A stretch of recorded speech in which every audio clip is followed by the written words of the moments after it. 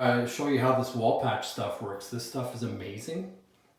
Basically, customize your own wall patch to fill a hole like this. So as you can see, there's the metal piece and the mesh. So we're gonna fit it to that hole that I just showed you, and then we'll put it on.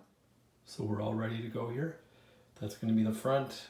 The back, we just put a little bit of the drywall compound. Okay, let's put it over the hole, which is where the old towel holder was.